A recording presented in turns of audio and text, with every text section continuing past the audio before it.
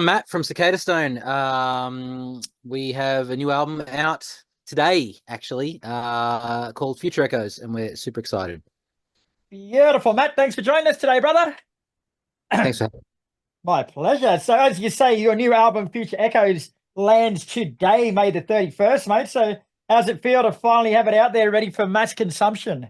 Oh, I'm so relieved. It's just been such a journey. Like, any band will know, from the process of writing through to pre-production, through to recording, through to mixing, mastering, to releasing. It takes a long time, and to get to the point where we can finally put it out there and put it to bed, so to speak, let it go. It's great. It's a good thing. We can move on too, as a band. Yeah, true. And this is your third album overall, mate. So, does the process get easier or harder as you go along? You'd think it would get easier, but I think it's getting harder, like we all have lives, we're all busy and we all do things, and I'd love to say we're making a living out of music, but we're not. We just the band is its own entity, which we pour heart and soul into. But that said, people, we all have lives to live, and so for this record, it was just really hard to just lock everyone down, just to find time when we could. And I reckon it took a good year longer than it probably should have, but that's just how it went, and it is what it is. Yeah, true that. And you're also releasing the single Take the Fall today, bro. So, why Yeah. choose that song to represent the album on release day? Say that again. Sorry, I missed that. Why choose that album to represent? Oh, sorry. Why choose that song to represent the album on release day? Well, I mean, it's a funny one because I didn't actually really think it was a song to be chosen for that sort of a role, but our label certainly pushed to that point, and they saw it as a good single. But I mean, it's got a catchy chorus, I guess. It just, for me, it just didn't really jump out as a song that would be a single. But here it is. Well, you can't really argue with Tim, can you? He's got runs on the board. No, you can't argue with Tim. And you've also got two other singles from the album, In the Crossfire and Last in Line. So would you say all three of those together are a good sonic representation of what to expect?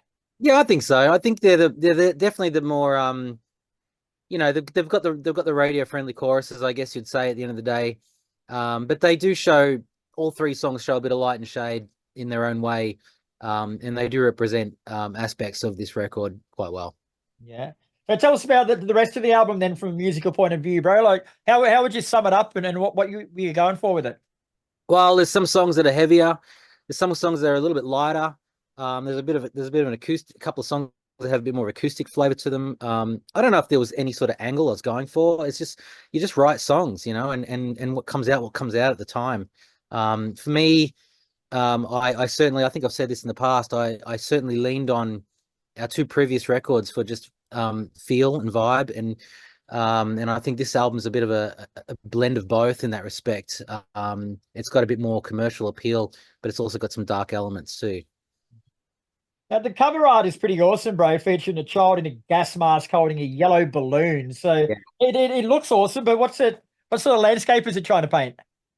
Yeah, well, it's funny because the streaming release, the online release, is just that photo, but the CD and vinyl, when we do the vinyl, actually folds out to like a 3-panel picture, and that's in the center. The picture Okay. is in the center, and so the first picture is like showing the past, which is lush greenery, and then it shows the future, which is apocalyptic fucking mayhem. So I guess then it comes back to future echoes of the choices that we make. Wait. Now, we said this is your third album, bro. So how would you say the music on Future Echoes differs to that from your debut album, Chance Collide? Oh, look, I think, like I said, I feel like I borrowed aspects of Chance Collide and Cold Chamber, but I do think we're a more refined band. I think the songs they've had a little more time to be just fleshed out a bit. I think the production is a step better. And all in all, I just think it's just a slicker production in all aspects. Yeah.